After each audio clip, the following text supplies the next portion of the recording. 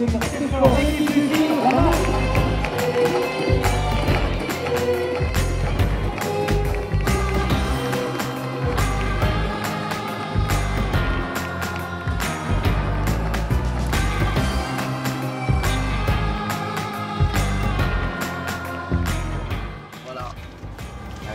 Ouais.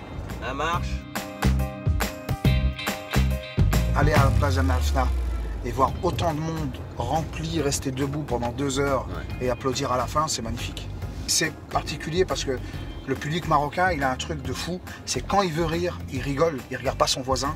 Quand il est ému, il s'en fout des réactions des gens autour de lui, il le vit. Et là, on l'a senti aussi au Palais des Congrès, quand ça riait, il n'y avait pas de filtre, quoi. Et ça, c'est magnifique. Alors, tu on vois, peut le dire aujourd'hui, on voit Martin Scorsese se lever, larmes aux yeux, se retourner vers nous et applaudir.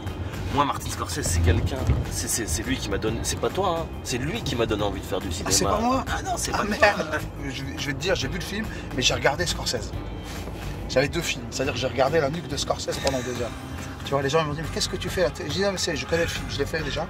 Mais voir ça, c'est juste grandiose, quoi. Je viens ici depuis tant d'années et puis je présente aujourd'hui un film que j'ai fait avec le cœur, avec les tripes, avec toute une équipe qui était vraiment concernée. C'est un film pour l'égalité et le présenter ici, c'est particulier, la vérité. Je suis lié à ce pays, je suis surtout lié à cette ville. C'est un moment particulier, j'ai l'impression de faire la fête à la maison, c'est extraordinaire.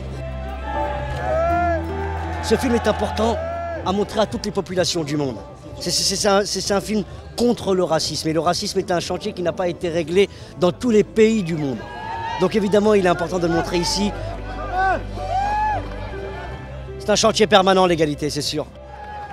En fait, il y a une fierté en France, il y a une fierté au Maroc de Djamel parce qu'il avait tout pour sombrer. De là où il venait, de là même physiquement.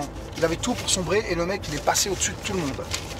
Et donc tout le monde, en voyant Djamel, tout le monde se dit putain le mec s'est battu et c'est possible. Et c'est un mec qui reste humble, tu vois.